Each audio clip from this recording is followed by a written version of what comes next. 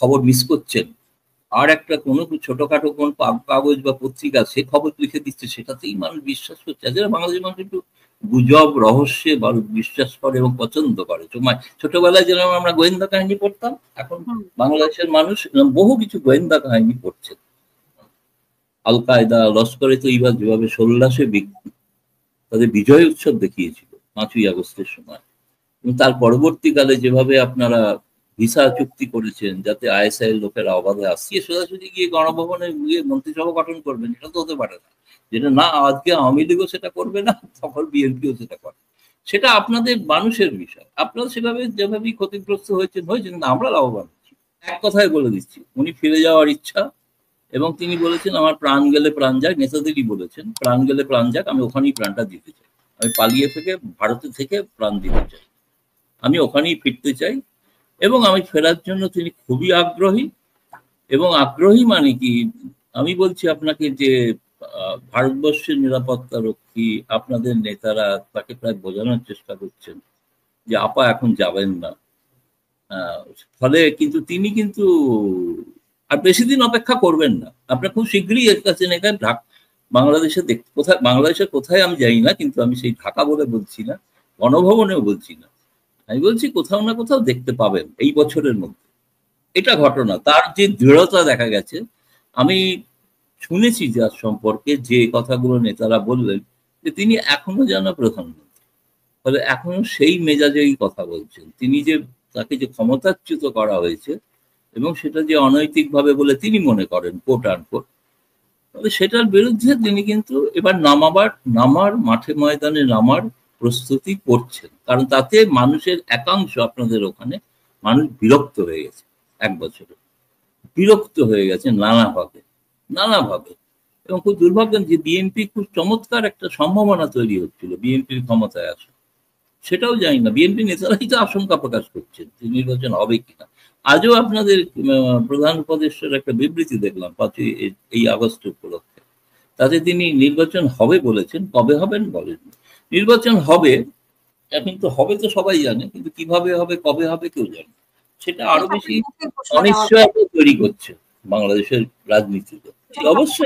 অবশ্যই নীল নকশার পাল্টা, সে রং আপনি নীল হতে পারে, সবুজ হতে পারে, লাল হতে পারে, অবশ্যই নকশা করছে, এই বিষয়ে কোনো সন্দেহ নেই। এবং বাংলাদেশে যে একটা ট্রেনিং চলছে, বাংলাদেশের ওনারা রেডি করছেন না, ওই বাংলাদেশের মধ্যে কি ঘটছে, আমি তো বাংলাদেশে ধরুন 24-এর পর থেকে তো আমি তা যাইনি, ফলে ওখানে ভেতরে কি হচ্ছে অনেক রকম নানা রকমের খবর এগুলো দেখেছি, প্রকাশিত হয়েছে। সেসব সংবাদপত্রের নিরপেক্ষতা নিয়ে আমার প্রশ্ন আছে। আমি সরাসরি বলছি, আমার সম্পূর্ণ পছন্দ হলো প্রথম আলোর পত্রিকায় আমি এরকম কোনো খবর দেখিনি যে সামরিক তারা খবর মিস করছে। এত বড় বড় সাংবাদিক, ডেলি স্টারের মতো সম্পাদক মেহফুজ আলম খবর মিস করছেন, আর একটা কোনো ছোটখাটো কোন কাগজ বা পত্রিকা সে খবর লিখে দিচ্ছে, সেটাতেই মানুষ বিশ্বাস করছে। যারা বাংলাদেশের মানুষ একটু গুজব রহস্যে বিশ্বাস করে এবং পছন্দ করে। ছোটবেলায় যেরকম আমরা গোয়েন্দা কাহিনী পড়তাম, এখন বাংলাদেশের মানুষ বহু কিছু গোয়েন্দা কাহিনী পড়ছে। আমরা ভারতের পররাষ্ট্রমন্ত্রী এস জয়শঙ্করকে বলতে শুনেছি যে বাংলাদেশকে গভীরভাবে পর্যবেক্ষণ করছে। আসলে কিভাবে পর্যবেক্ষণ করছে বা কি পর্যবেক্ষণ করছে? আর আপনি যেটা বলছিলেন যে ভারতীয় প্রোটোকলেই আছেন উনি, ভারতের সরকারের প্রোটোকলে থেকেই উনি, ভারতের সরকারের সহযোগিতায় কি উনি এই বৈঠকগুলো করছেন কিনা, এবং এইটার সাথে ভারতের সরকারের কোনো সম্পর্ক আছে কিনা? না, সেটা দেখুন, সেটা ওনার বলে কথা নয়। আপনি যদি ভারতের ইতিহাস দেখেন, এখানে দলাই লামা এখানে আছেন, তিনি তার কর্মকাণ্ড করে যান, চীন প্রচন্ড রেগে গেল, তাতে ভারত পাত্তা দেন। দলাই লামা আছেন, তিনি তার যা মনে হয় তিনি তার নতুন উত্তরসূরিও তৈরি করতে চলেছেন। এই অতীতে আফগানিস্তানের যখন ঘটনা ছিল, আফগানিস্তানের সমস্ত ওই ধরনের বিদ্রোহী নেতারা সবাই এখানে ছিলেন। তামিলনাড়ু বলতে আমি বলছি শ্রীলঙ্কার তামিল বিদ্রোহীরা এখানে ছিলেন। এটা ভারতের দীর্ঘদিনের একটা নীতি, এ বিষয়ে কোনো সন্দেহ। যদি মনে করে যে ভারত সরকার যে ওই একটি নির্দিষ্ট রাজনৈতিক দল বা গোষ্ঠী সেটা ভারতের স্বার্থের জন্য প্রয়োজনীয় এবং জরুরি, সেক্ষেত্রে ভারত এরকম মদত করেছেন অনেকবার।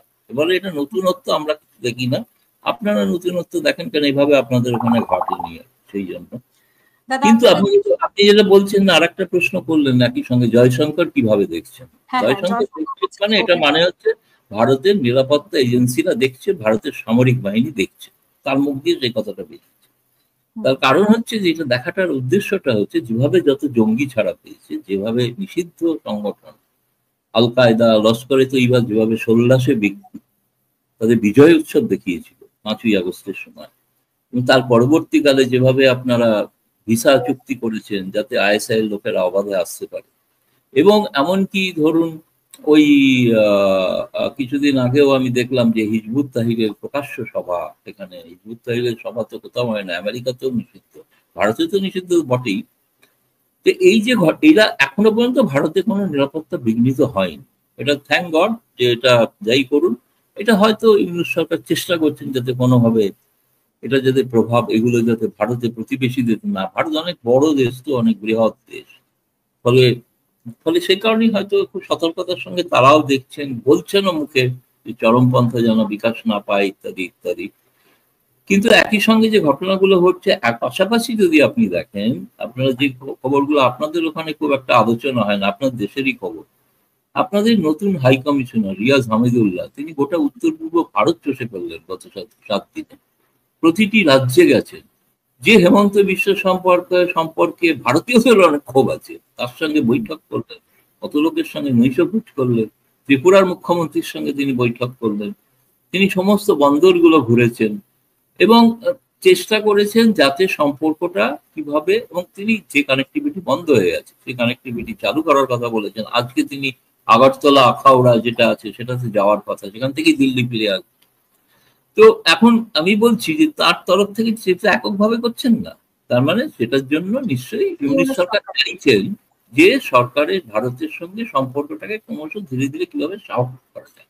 কিন্তু এখন সেই সম্পর্ক স্বাভাবিক করার সঙ্গে সঙ্গে যদি চরমপন্থা মাথা চাড়া দেয়, সেই জন্য জয়শঙ্কর একটা নিরীহ কথা বলেছে, আমরা পর্যবেক্ষণ করছি, এবং এটাকে যদি কেউ হুমকি হিসাবে দেখে নেন, দেখতেই পারেন, তাতে জয়শঙ্কর মজা পাবেন, ভালোই তো, আমার একটা কথা কি নিয়ে এত চিন্তা হচ্ছে যখন, তাহলে তাহলে স্বাভাবিক শান্ত পরিবেশ থাকুক, ওখানে হিংসা ঘটনা কম ঘটুক, তাহলেই আমরা নিশ্চিন্ত। ওই আমি আগেই বলেছি আমাদের বেসিক লাইন টেমপ্লেট হচ্ছে রিলেশনশিপের, যে বাংলাদেশকে একটি উন্নত বাংলাদেশ আমরা দেখতে চাই। এটা ভারতে আপনাদের জন্য ভালো তো বটেই, কিন্তু এটা আমাদের জন্য, আমরা সেই কারণেই নিশ্চিন্তে ছিলাম সত্যি সত্যি চলো। এটা অস্বীকার করার, ভারতের পক্ষে অস্বীকার করা কোনো সম্ভব। আপনাদের গণতন্ত্র হয়তো ক্ষতিগ্রস্ত হয়েছে, সেটা আপনাদের ব্যাপার, আপনারা পারে, আজ যেরকম ধরুন আওয়ামী লীগ ঘুরে দাঁড়াতে পারছে, এটার জন্য তো দায়ী করে তখন বিএনপি ঘুরে দাঁড়াতে পারেনি। খোলা ময়দান খুলে দেওয়া হবে, আপনি গিয়ে সোজাসুজি গিয়ে গণভবনে গিয়ে মন্ত্রিসভা গঠন করবেন, এটা তো হতে পারে না। যেটা না আজকে আওয়ামী লীগও সেটা করবে না, তখন বিএনপিও সেটা করে, সেটা আপনাদের মানুষের বিষয়। আপনারা সেভাবে যেভাবেই ক্ষতিগ্রস্ত হয়েছেন, আমরা লাভবান, আমরা যদি লাভবান হই আমরা সেদিকে তাকেই রণনীতি তৈরি করবো। নীল নকশা আমাদেরও আছে,